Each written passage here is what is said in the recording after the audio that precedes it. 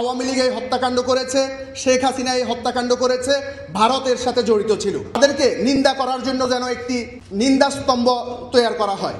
এই হত্যাকাণ্ড নিয়ে এই 16 বছর কেউই কথা বলতে পারেনি। যারাই কথা বলেছে তারা কোনো না কোনোভাবে গুমের শিকার হয়েছে, খুনের শিকার হয়েছে, বিভিন্নভাবে নির্যাতনের শিকার হয়েছে।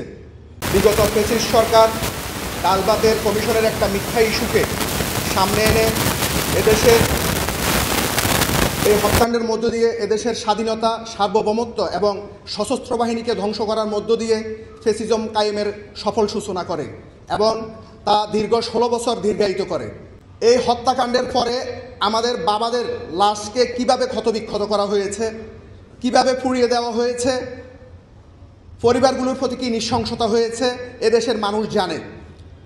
এই হত্যাকাণ্ড নিয়ে এই 16 বছর কেউই কথা বলতে পারেনি।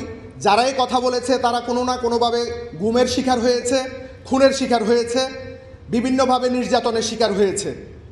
শুধু শহীদ পরিবার না, এদেশের সকল জনগণ এখন একেবারে সুনির্দিষ্ট করে বলতে পারবে যে এই হত্যাকাণ্ড কারা ঘটিয়েছে।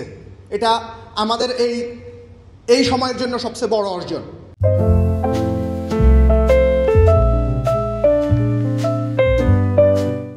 যে এদেশের মানুষ একেবারে সুনির্দিষ্ট করে বলবে যে আওয়ামী লীগ এই হত্যাকাণ্ড করেছে, শেখ হাসিনা এই হত্যাকাণ্ড করেছে, ভারতের সাথে জড়িত ছিল। এখন আমাদেরকে আর কোনো ভীতিতে থাকতে হবে না।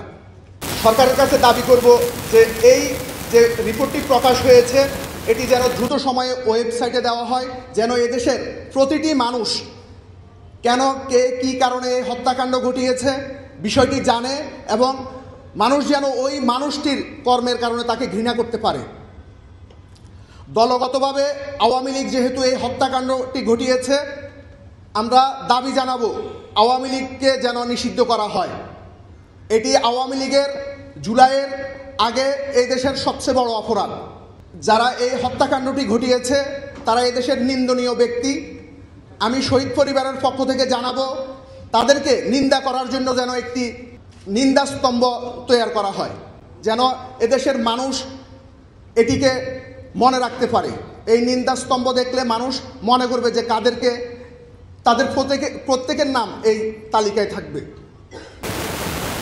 আমাদের হত্যাকাণ্ডের পরে দেশের সবচেয়ে যে রাজনৈতিক দল সবচেয়ে বেশি আমাদের প্রতি দরদি ছিল, বিশেষ করে বেগম খালেদা জিয়া, তিনি সেনাকুঞ্জে শহীদ পরিবারদের সাথে গিয়েও ওখানে গিয়ে এই শহীদদের জন্য কান্না করেছেন। তো উনি হসপিটালে আছেন। আমরা শহীদ পরিবারের পক্ষ থেকে ওনার জন্য দোয়া করি এবং দেশবাসীর কাছে আমরা ওনার জন্য দোয়া চাই।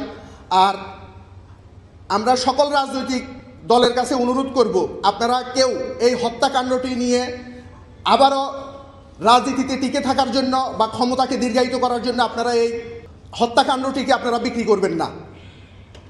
আর আপনারা সোশ্যাল মিডিয়াতে বা বিভিন্নভাবে দেখেছেন বিভিন্ন সশস্ত্র বাহিনীর কিছু রিটায়ার্ড অফিসার এবং আমাদের শহীদ পরিবারের 2-1 জন যারা এই হত্যাকাণ্ডকে, এই বিচার প্রক্রিয়াকে নিন্দনীয় করার জন্য তারা বিভিন্নভাবে মিথ্যাচার করে গেছে এই গত 1 বছর এই কমিশন থাকাকালীন সময়ে। তা আমরা সবার প্রতি বিনীতভাবে অনুরোধ করব, আপনারা আমাদেরকে, আমাদের বাবাদেরকে, আমাদের মাদেরকে নিয়ে আপনারা খারাপ কথা বলবেন না।